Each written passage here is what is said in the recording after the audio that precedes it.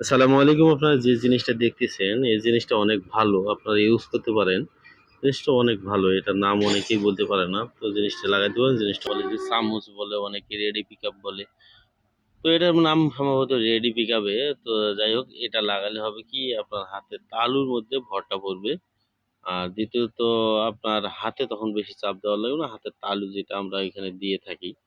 হাতের তালুটা দিয়ে এই মোটামুটি একটা হাতের তালুতে ভরটা দিলে মোটামুটি একটা পিকআপ আসে। তাতে দেখা যায় যে আপনার টানা লাগবে কম এবং গাড়ি ভাগবে বেশি। যদিও এটা ততটা আমি মনে করি না যে ভালো। আর ওই একটা কেবল দেখতেছেন, ওই একই গাড়ি একই কেবল দেখেন যে কেবলটা এবড়ো থেবড়ো হয়ে ফুলে গেছে, মানে কেবলের টিউমার হয়ে গেছে। তো টিউমার হওয়ার পিছনে কারণ হলো ভিতরে যে ফাইবার গুলো দেওয়া থাকে বা লোহার যে ফাইবার গুলো দেখে মরিচা পড়ে গেছে।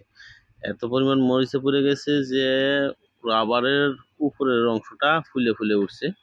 এই কারণেই ওই যে ফুলে ফুলে টিউমারের মতো হয়ে গেছে। তো যাদের আপনাদের গাড়ির কেবল এইরকম টিউমারের মতো হয়ে যায়, তারা টোটালি ওই যে কেবলটা বাদ দিয়ে দিবেন। না হলে দেখা যাবে যে আপনার কেবলগুলো হার্ড হবে, ক্লাসের হোক, পিকআপের হোক অথবা ব্রেকেরই হোক না কেন, আপনারা এগুলো বাদ দিয়ে দিবেন আর নতুন লাগাবেন।